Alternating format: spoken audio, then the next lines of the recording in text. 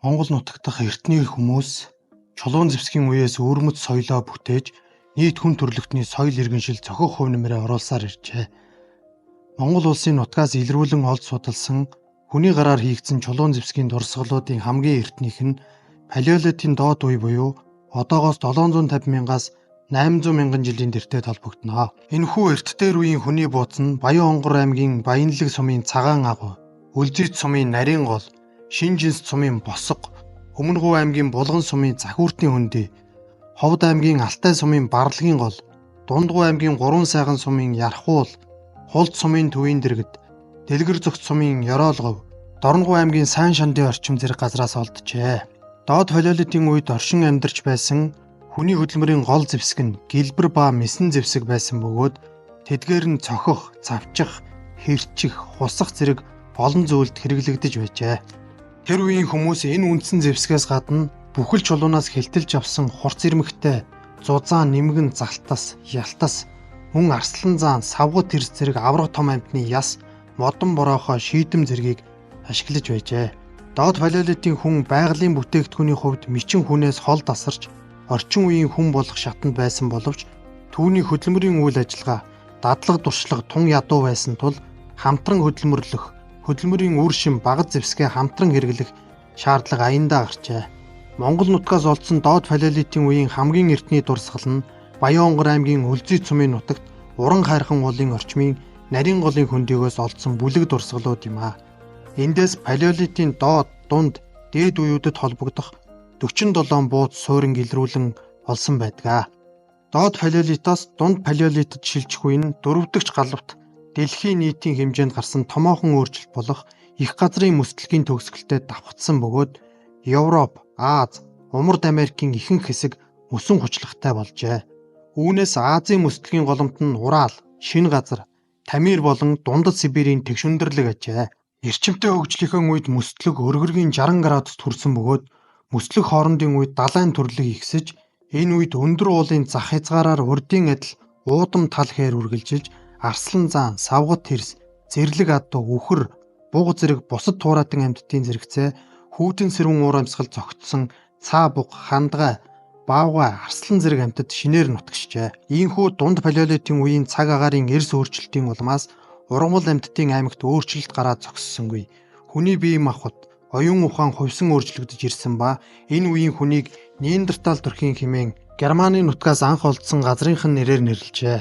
Энэ нь дунд зэргийн нуруутай буюу 160 см орчим өндөр, шөрмөслөг чийрэг биетэй, тархины багтаамж 1400-аас 1600 см куб байжээ. Гэвч духан бага, хөмсгний яс төвгөр, гарын хуруунууд нь болох зэрэг байдал нь орчин үеийн хүнээс ялгагдах гол шинж юм. Амьдралын дадлаг дуршлаг нь сайжирч багц зэвсэг нь улам нарийн хийцтэй болж урд нь нэг чулууг нөгөөгөөр цохиж хагчих аргаар зэвсэг хийдэг байсан бол чулууг цуулах гэх шинэ аргатай болжээ. Дунд Палеолитийн үндсэн зэвсэг нь таригл үлдснээс өргөн залтас цуулан авч түүний ирэмгийг нь дахин засаж хийсэн гурвалжин мэс ба хянгар юм а.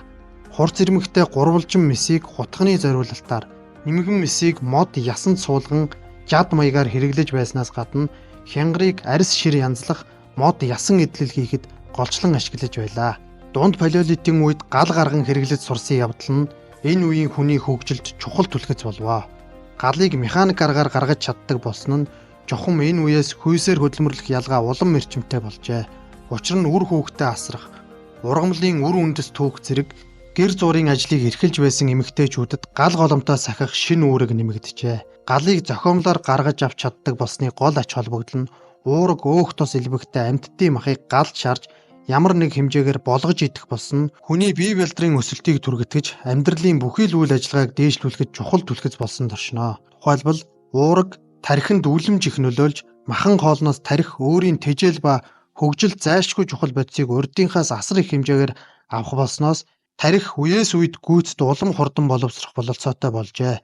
Тийм ч учраас энэ үеийн Неандертал хүний тархины багтаамж доод Палеолитийн хүнийхээс даруй 400 орчим см кубаар илүү болж бие бэлтрийн ихэнх үзүүлэлтээр орчин үеийн хүний төрхөнд нэлээд ойртож ирсэн байна. Энэ үеийн хүний үйлдвэрлэхүй хүчний хөгжил буурай хэвээр байсан боловч зэвсгээ хамтран үйлдэх, хамтарч ан гөрөө хийх, идэж тэжээлээ олох, олсон зүйлээ адил тэг шуваах, Зэрлэг араатан амьтнаас хамт олноороо бие хамгаалах зэрэг хамтын хөдөлмөр үйл ажиллагааны үр дүнд нэгэнт бий болжээ. Хүй нэгдлийн анхны хамтлаг улам бүр бэхжиж, нийгмийн шинэ үзэгдэл болох овгийн хүй нэгдлийн шатанд аажмаар дэвшсээр байжээ. Дээд палеолитийн үе буюу манай эртний өмнөх 40 мянгаас 15 мянган жил нь дэлхийн нийтийг хамарсан мөсдөлгийн эцсийн шатанд холбогдно. Тухайн үед хур тундас эрс багассны улмаас тус орны томоохон уул нуруудаар дунд палеолитийн үед тогтсон мөсөн хучлаг тал хөндөй рүү бууж одоогийн онон хэрлэн, туул, сэлэнг, орхон зэрэг том гол мөрнүүд усаар улам арвижин орчин үеийн урсгалын горимтой болсон гэж үздэг. Дээд палеолитийн эхэн үеийн нэг чухал хүчин зүйл бол хүний бие бэлдэрт гарсан чанарын том өөрчлөлт юм а. Хүний гавлын яс томорч, тух өндөрсөж ирсэн нь бичин хүний морфологийн үлдэс болох хөмсгний ясны товгорыг арилгаж, хэл ярианы аппарат өөрчлөгдсөнтэй холбогдсон эрүүний яс одоогийнхтой адил болж орчин үеийн хүн буюу Homo sapiens бий болжээ. Ийхүү палеолитийн үед Төв Азийн өргөн уудам нутаг дэвсгэр дээр эртний хүмүүс байгаль цагуурын өөрчлөлт, ан амьтдын хөдөлгөөнийг даган унд устай нөмөр нүүлэг газрыг бараадан нүүдэллэн амьдарч чулуун зэвсгийн дараагийн үе мезолит буюу дунд чулуун зэвсгийн үе рүү шилжижээ.